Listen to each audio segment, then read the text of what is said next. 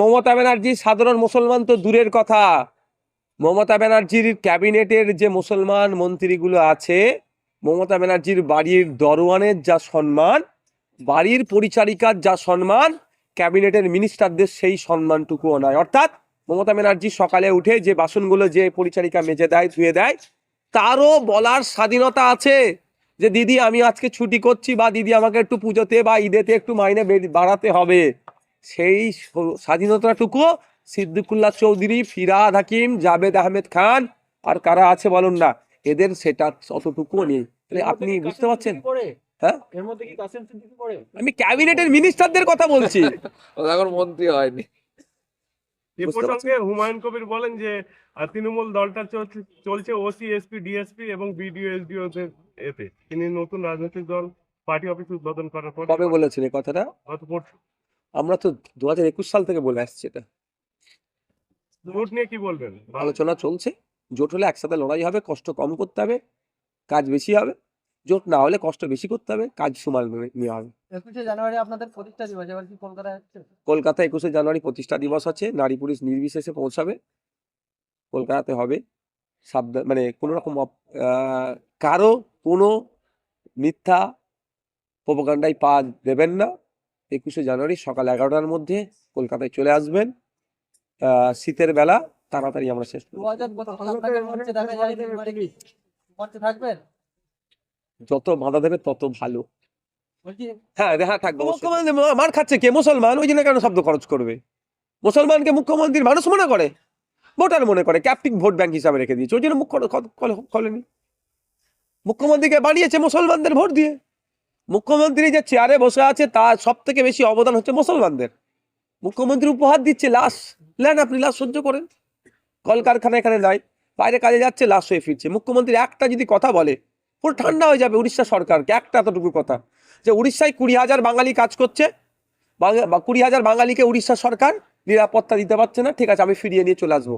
আর 3 লক্ষ উড়িয়া বাংলাতে কাজ করছে, তাহলে আপনি 3 লক্ষ ফিরিয়ে নিন। যদি আমি ভাই ইনক্লুসিভে বিশ্বাসী, কিন্তু আমি এই আদান প্রদানের বিশ্বাসী নয়। কিন্তু মমতা ব্যানার্জি তো একটা হুঙ্কার দিতে পারে, হুঙ্কার দিলে তো এটা বন্ধ হয়ে যাবে, কিন্তু দিচ্ছে না। কারণ মার খাচ্ছে কে? মুসলমান। 2026 কবরে যাচ্ছে মুসলমান। মমতা ব্যানার্জি ওটা খালি রাজনীতি হবে। আপনারা জানেন আফরাজুলকে যে খুন করেছিল, খুনটা দেখিয়ে তো মমতা ব্যানার্জির ভোটটা পার করেছিল। আফরাজুলের মেয়েকে সরকারি চাকরি দিয়েছে বলেছে, জানেন? 9,000 টাকা মাইনে, এই 6,000 টাকা মাইনে। পশ্চিমবাংলায় 6,000 টাকা মাইনে কোনো সরকারি চাকরি আছে? কিন্তু আপনার আমি কি জানি সরকারি চাকরি দিয়েছে। এই হচ্ছে মমতা ব্যানার্জি। একটা ভালো চাকরিও দিল না। মুসলমানদেরকে কি নজরে দেখে মমতা ব্যানার্জি, আপনার দেখতে হবে। মুসলমান, আমি একটুটুকু বলছি একটা কথা, কারো গায়ে লাগলে আমার দেখার দরকার নেই। আমি তো সাধারণ মুসলমান, এটা কারো গায়ে লাগলে আমি কিচ্ছু করার নেই, আমি ক্ষমা চেয়ে নিচ্ছি। আজকে আমি বলতে বাধ্য হলাম এই পরিযায়ী শ্রমিক নিয়ে। ভালো করে পারলে কেটে ছাড়বেন। ঝামেলা মুক্ত ভাঙড় চাইছি বারবার। এই ঝামেলা মুক্ত ভাঙড় করতে গেলে মমতা ব্যানার্জি যাকে দায়িত্ব দিয়েছে নটোরিয়াস ক্রিমিনাল থাকলে কোনোদিন ঝামেলা মুক্ত হবে না। দেখুন 2023 সালের আগে তৃণমূলের সাথে আমাদের রাজনৈতিক হিংসা হয়েছে, আমাদেরকে মেরেছে, আমাদেরকে জেলে দিয়েছে, কিন্তু আমাদের কোনো কর্মীকে খুন করেনি। আর কি দেখলাম, 2023 সালের পরে আমাদের 3টে কর্মীকে খুন করলো। শুধু তাই নয়, ওরা ওদের দলের কর্মী রাজ্জাক খাকে ওরাও খুন করলো।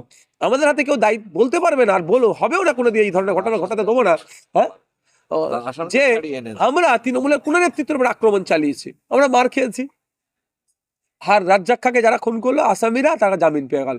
সেই জামিন পাওয়াতে খোঁজ নিয়ে দেখুন শওকত মোল্লা সাহেবের কতটুকু হাত আছে বা কতটা হাত আছে। তাহলে কি সৌগত মল্লিককে খুন করতে হচ্ছে ভাঙড়ে? হ্যাঁ, যে নটোরিয়াস ক্রিমিনাল, যে বোম বাঁধে, তার দ্বারা গোলাপের রাজনীতি তো হবে না, সৌজন্যতা রাজনীতি তার দ্বারা হবে না, সে পারবে না। যেমন অন্ধকার জগতের প্রাণীকে যদি আপনি লাইট দিয়ে দেন, পারবে? আমি একটা ছোট্ট উদাহরণ দিচ্ছি। বিড়াল অনেকে বাড়িতে আমরা পুষি, বিড়াল অনেকে বাড়িতে পুষি, দেখবেন টয়লেট যখন বিড়ালের পাই, মাটি খোঁড়াখুড়ি করে করে। আমাদের বাড়ি তো একাধিক বিড়াল আছে, আমরা বেশ কিছু জায়গায় না, বেশ এত জায়গায় বালি রেখে দিয়েছি। ওর যখন টয়লেট পাওয়ার দরকার হয়, ও ছুটে চলে যাবে, গিয়ে ওখানে টয়লেট করে আসে। কিন্তু আমি যদি সব জায়গায় আমাদের মার্বেল যদি সব জায়গায় লাগিয়ে দিই, তাহলে কি হবে? ও বিড়ালটা তো অসুস্থ হয়ে যাবে। তো আমি জাস্ট উদাহরণ হিসাবে বলছি, যার মারামারি, হিংসা, কাটাকাটি, পচলাপচলি, অসামাজিক কাজ করার যার অভ্যস্ত, যে তাকে সামাজিক কাজ সে করতে পারবে না। হাঁটাটা